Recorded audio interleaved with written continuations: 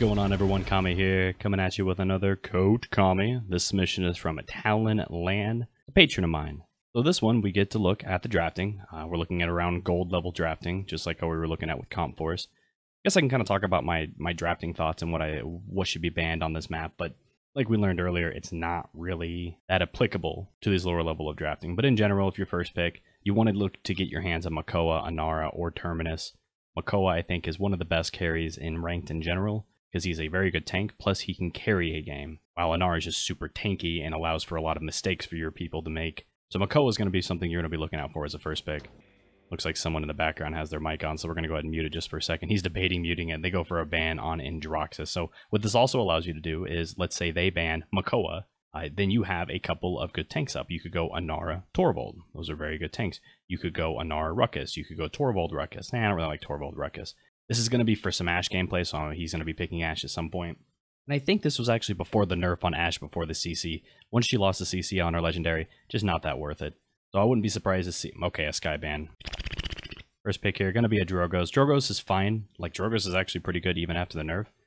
That being said, though, getting picked so early on in the game, got a lot of counters. A Sniper could be picked up. An Androxus could be picked up. A lot of things could be picked up. Oh, duh, they banned Androxus. Okay, well, that's probably what that guy was going for. Makes sense. You're going to be going with a Saris and a Maeve. Saris usually not priority on healer. A Grover heal into a Drogos. Grover's not that great as a healer in general, and definitely not a good healer for a Drogos, but usually he's ran as a DPS, so don't really need to worry about that. He's just good at sitting back and chipping away. Serpent Beach is like borderline okay for him. He's really good at holding high ground. And a Strix does actually come out for the other team with an Inara, so you've got good point pressure, you've got great burst healing from Saris, you've got great allowing the burst healing to heal even more with the Inara if they want to go solo tank. This is kind of what you'd want to do. Sarah's not the greatest at a solo tank because she can't really split up her heals that much, but she's okay at it. She could definitely pull it off. And Inara allows that to actually happen a little bit easier, because if she pops up her right click, then the heals come through. You can take her from almost 0 health to almost full health in a blink of an eye. He's debating going Lex, but I think he's going to be going Barrack here, and this double tank meta is just something you see throughout the entire rank system, and the reason it's so good is just because it gives you that much more pressure on the point, right? Gives you that much more beef on the point. Wouldn't be surprised if they go for their own little tank. They go Inara Torvald. That would be quite okay. Willow's going to be okay at shutting down Inara if she wants to be solo tank and going onto point. You know, she's going to have a little bit of trouble dealing with that dead zone, so she'll need to work herself into the point in between those dead zones. And I think the team that Talon is on is definitely going to want to go play towards point, and they're going to want to be aggressive. I think Barrack's going to want to set up on point, and Talon's going to want to be aggressive. She can run straight through the point and start pressuring out the Saris in the back line, or the Victor, or the Strix. Ashe, you can go across high ground, you can go to the left side, you can go down mid. She can do whatever she wants right now, because she has CC immunity on her battering ram. We're going to double check to see after this. Yeah, it does look like this is before we're at CC immunity, so you can kind of do whatever you want. We'll see what the loadout looks like, and we'll turn the music, we'll turn the sound back on. So this is the loadout: reduce the cooldown of shoulder bash, health, increase the knockback, eliminations, and gain damage reduction after the shoulder bash. I think this is literally my build. I think percussion some people might say that it only has uses on maps you can really knock people off, but Ashe does have some cheesy spots around the outside that you can knock people off when you're defending or pushing. I mean, Kinetic Burst has a base knockback that's pretty damn big, so just 16% more is actually more than you would think. It's going to start off with Cauterize, and I love that pickup. She's one of the greatest Cauterizers because she can just free fire for days. It can hit a lot of people while she's not doing bunches of damage. It's at least spreading the Caut all around. She's not a good wrecker. She doesn't have the damage for that. Another thing she'll probably want to pick up here is going to be either Haven or Resilience, and that's going to be dependent on how much trouble she's having. She does have the CC immunity on her dash to avoid the type of things, so we'll see. What will Resilience help? It'll help with the Saris ult, it'll help with the Maeve ult, it'll help with the Strix flash, it'll help with the Inara ult, and that's it. But Haven will stop the damage from pretty much everybody but the Saris, so you could definitely justify it both one. Depends how her credits are going. Maybe she wants to get Resilience early on, or if she's able to time her shoulder bash very well, go for it. So they're going straight to point. She wants to be aggressive, and that Victor and Maeve just kind of pushed on that Willow on the left side, so definitely want to go back and take control of that, because now they're free reigning on the Drogos in the back, and now we're going to be having some trouble here. Right now, since you've dropped 2 people and you still have people on the point, I wouldn't be surprised if you wanted to fall back, and falling back would allow you to have time to regroup. It's only 42%, no comeback mechanics going on right now, and you can deal with that Victor. Then it'll be a 4v5, then you can come back in. But you don't really need to contest the point when the payload's not anywhere close to coming out to either team. You're just fighting a losing battle right now, being in a 4v5, technically a 3v5, because that Willow is probably still coming back. I'm going to focus on that. When you're shooting over there, focus on the Saris, but 2 people did just get picked off there. If you can get to safety and just heal up just a little bit, again, you have time, but you are the only tank right now. They have 2 down. Shooting a little bit early, and maybe would want to see you pop out a little bit more heals if possible. Try to find your Grover. Oh god, you just have a Grover to heal. I just realized that. I feel bad. The wall coming up to stop your dash, that's a bummer. And the shield up to stop the DPS from the backline, but you're not really able to make the presence that you want to make up in the backline because you were too low and you got on there and you kind of had to be the person on the point. You could have held off a little bit more for that barrack and you wouldn't have to have died right when the barrack got there. Now coming back, you see your Drogoz and your Willow is dead, Maeve and Victor are dead, and Strix is the only one. I think you're going to want to push on that Strix ASAP. Find that Strix and hunt him down. You find him. If that barrack can just stay alive for a little bit longer, you can boot massive disruption in the backline. And I want to try to finish off that kill. Good try with that dash, you know? He had to have been there sooner or later, and good job at just switching and not worrying too much about the Strix. The Strix is out of the fight. You did your job. Now you have time to free fire on the point. The Strix is back, though. And you want to either hide or at least pop up your shield to be able to keep firing on that Inara who got pretty low. The Victor's in the back line. Victor got a triple kill. Almost guaranteed they're going to be able to pull off this point. It's a good wall from the Inara, too.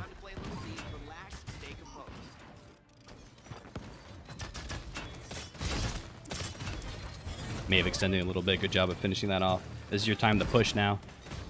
You're going to want to find a route that you'd want to get around to that Strix and that Victor in the back line. You found the Victor. Him being dropped. I would charge right back now. There's 2 people. There's the Maeve coming back here somewhat soon, but you can get back there and you can do a lot of work on that Saris and the Strix.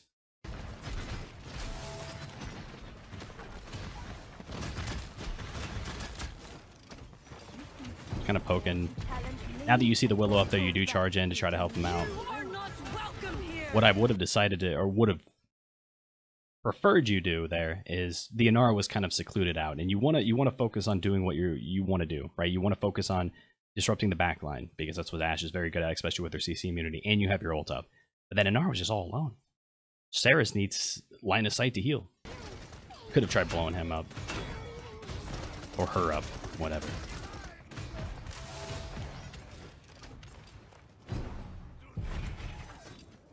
Now you've got complete point control, they're respawning, and sitting back like this, if anything, just like how you're doing, you want to find a way to kind of get up in there. So if you wanted to push up where that Drogoz is at, kind of sit right there, waiting for that Strix to try to get high ground, or the Maeve. Poking out that Maeve. Ooh, gets blown up by the Drogoz. Now they're down, and now you can start pushing. You could have looked for maybe a dash onto that Victor, and then used your knockback to knock him off, since he's one of the few people on the other team that can just do nothing after getting knocked back. Actually, there's a lot of people that can do nothing against getting knocked back, but could have been a play you did there, but playing a little bit more safe. Because you're able to just periodically just kind of drop people one by one. They're kind of staggering in, and they're not wanting to group up. Here would be a great time for you to want to knock her back. You looks like you're going for it, and she hits the ledge. That's a bummer. That Drogoz overextended quite a bit. Shield kind of preemptively using in case they push on the other side, but wasn't able to pull it off, and sadly, that knockback not enough either. Good job at using that wall right there. So that wall you're using, you're kind of, they have to come to you, right? So you use this wall as cover, you pick at the people going there. Yes, this Victor can free fire, but he's also a little bit of afraid of you. And once that Inara kind of gets poked out and sits on point, you can then focus on the Victor, then their damage is going to stop, and then you guys can just capitalize on that all the way. Focus on that Victor, he's incredibly low. And Saris, push this right now. They are down 2. No reason to retreat right now. Only push forward. Also have to keep in mind that you have a Grover healer. I have to keep that in my mind. That's why you went back, so that was fine. Grover heal sucks. No offense to you Grover healer mains out there. It's just really... not fun to play against. I like that idea of trying to knock her back, so the overtime didn't proc, but just have to keep in mind the legendaries that your opponents use. CC immunity is a thing.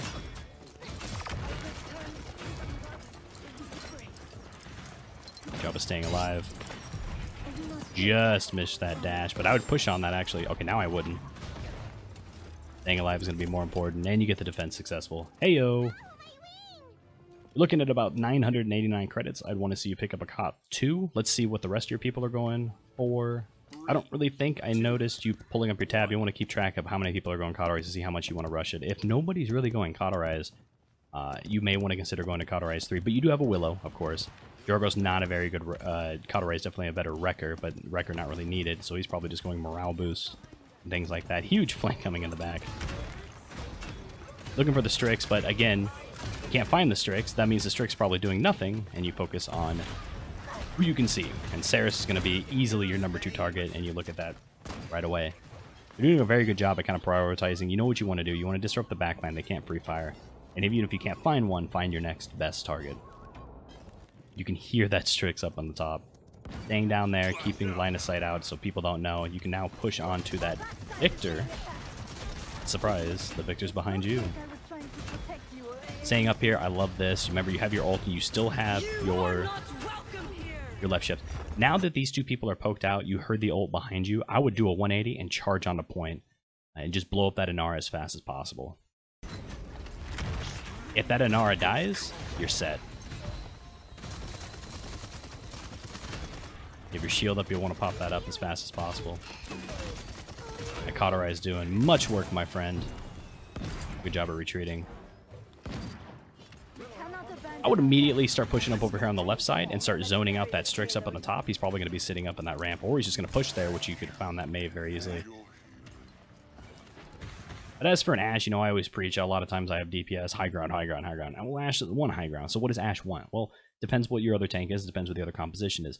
The other tank is Barrack. He's very good on the point, so you want to be aggressive. You've been doing a very good job. Now that you're on the attack this time, where do you want to go? I think left side is very good. You have the knockoff capability on your charge and your right click, although it hasn't been successful yet. You still want to have that possibility of doing it. That's just playing your champion to her best ability on a specific map. And it also allows you to spam out the top. Don't let that Strix get up there free. And it's hard, you know, because, oh, that Strix overextended.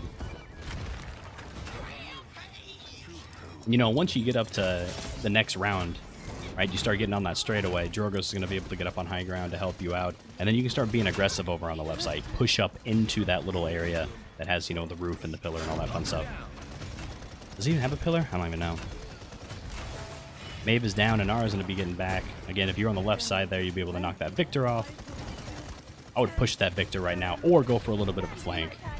Going for the Strix is okay too, just remember he can go invisible. He's right behind you right now, he's going to be pouring damage. Good job of popping his shield up. Again, even just causing pressure, just making it so the Strix isn't doing anything is good enough. You're doing your job. Keep in mind you have your shift up if you need to. Your Grover heals is down, so I don't think you're going to be able to really take advantage of this whatsoever. If you had a Grover heal up to be able to ult, or just pop a heal in general would be good. Kind of allowed you to stall in that area, but I think you guys could have been holding that good enough. Really good dash onto there. Sadly, Grover comes in with a whirlwind down the last second. I think that was an okay dash. You could have chose to dash not forward, but to the right or to the left into the wall, just to avoid the pull in general. Does look like you go for Cauterize 3. Very, very good. Now 2 of your people down. You want to be very, very passive. If anything, you just don't want to be seen. A Strix does not see you. You'd be okay to stay on your mount right now because you're not really, you don't really want to be poking right now, because poking gives you the enemies the idea of where you're at, and you can get pushed on by multiple people. This Victor being aggressive. Nothing else to really help him out though.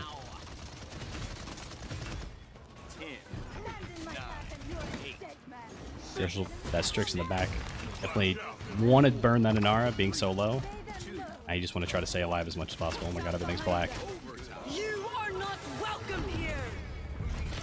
Great that you're forcing out some ult here. You know, and quite honestly, you are far enough along, and if you guys can really get a ground up here. You could stand your ground up here. I don't think they have a lot of ults ready. You're going to have your ult to be completely immune. Big Drogo's ult to be able to finish that off. Should have been probably looking for that Inara. Sadly, it doesn't look like the barrack was on point. That is unfortunate. You guys definitely had a chance. It was just really bad timing with the ult. I think you would have been fine ulting if you guys just would have not lost the overtime. Picking up Life Rip, I can't remember if this is a Rejuvenate. This is back when Rejuvenate was not additive. Like, it kind of countered the Cauterize, but definitely want to pick up Rejuvenate over Life Rip. Again, she doesn't do a lot of damage. Like I said, why you wouldn't want to pick up Wrecker. That's why you'd want to try to pick up Rejuvenate over Life Rip. If this was before Rejuvenate was additive, it's like, don't even pick up either. You got time. Save up for a Haven 2. Or save up for something like Morale Boost or Chronos or something.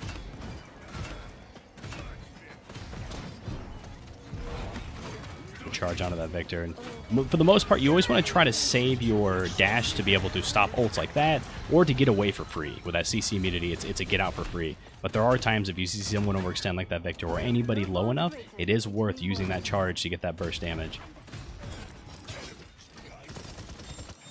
Now there is someone over here on the right. The Maeve just got dropped to your left, so you can feel free to kind of play aggressive here. And you can play in a kind of a cheeky spot. You can either do one of two things. You can hide on this corner here that you're at. Make sure to kind of keep an eye over here on this side. You can taunt to look around the corner, but you just get ready for a right click off the point. Or you can push up even farther over on the left side and hide behind the corner, and then when they come out, you can look for a charge and then a right click off the map behind you.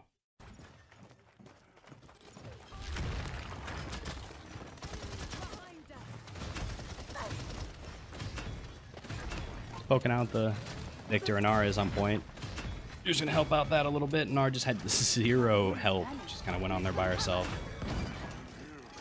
Strix is doing kind of nothing right now. The rest of your team's doing a good job at helping you zone him out. Again, great job. You just made that Victor ult pretty much useless with 90% damage reduction. So now as you're pushing forward, the Maeve is in the back line. You want to keep an eye on that, but I think you're going to want to go over on the left side again. That's going to be where you want to sit at. That's Ash's spot, because if people go around that tight corridor, your spam can just hit everything.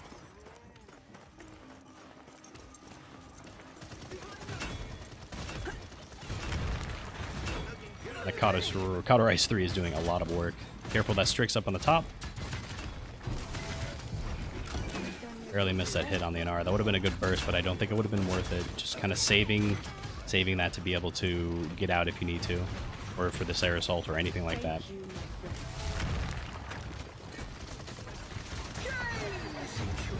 Like, you did have it up in time. Good hit on the Victor. His Grover is on top of that ult right after that. That's really good of him.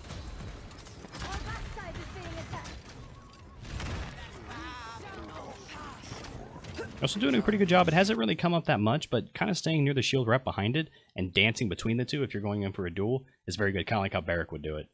Shield dancing is what I like to call it. I don't know if that's actually a thing. Right there, you knew the Inara was behind you, but the wall was up. I would maybe check your back and just make sure you don't have anybody poking you out for free.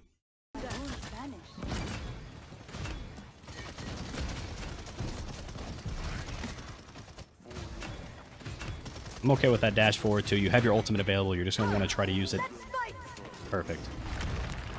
That wall off is going to hurt a little bit, but as long as that just gets pushed forward a little bit more. And I also like that you didn't use your dash there to get the CC immunity, because it's only a couple seconds down. And you don't take any damage from it, so definitely not worth it. That Barrack ult with 3 people down, I think, is going to ensure that victory. So sadly, it doesn't look like he goes far enough into the recording to look at the scores, but I don't think the scores really need to be shown. Ashe doesn't usually have top damage. She doesn't have most shielded. What she does is her pressure in the back line, and you did that very well. You did a good job at realizing when you did pressure the Strix and he went invisible and he was kind of out of the fight, you said to yourself, that's enough. Now I'm going to focus on the Ceres or help DPS on the point. Loadout was great, and your item choices were good. I don't know if the Light Rip really helped you out. I understand you're in the backline. You want to be a little bit more self-sufficient because you don't have someone to be able to heal you like a Ceres, like a Maldamba, like a Genos, because you'd have to come all the way back for the Grover. So I understand no Rejuvenate pickup there. You could have went with something like more Haven. And on Serpent Beach, I think if you want to hold more of the left side, that's going to allow you to really be super effective on Ashe, as long as you're not like solo tank and you have to be on the point. Staying over there allows you to get the knockoff opportunity and just the massive damage of your AoE. Well, not massive damage, but damage of your AoE. Overall, very good gameplay. If anybody else is interested in submitting your coaching gameplay, remember I have switched it. If you are a patron of mine or a sub on Twitch, I will still hook you up with the coaching videos as soon as I can, but I don't really have time to do every single submission that I get messaged or asked in the comment section anymore. I hope you enjoyed it, maybe learned something, and I'll see you guys next time. Hey, thanks for watching. I'm not gonna be one of those people who asks you to like and subscribe, so... I'm not gonna ask.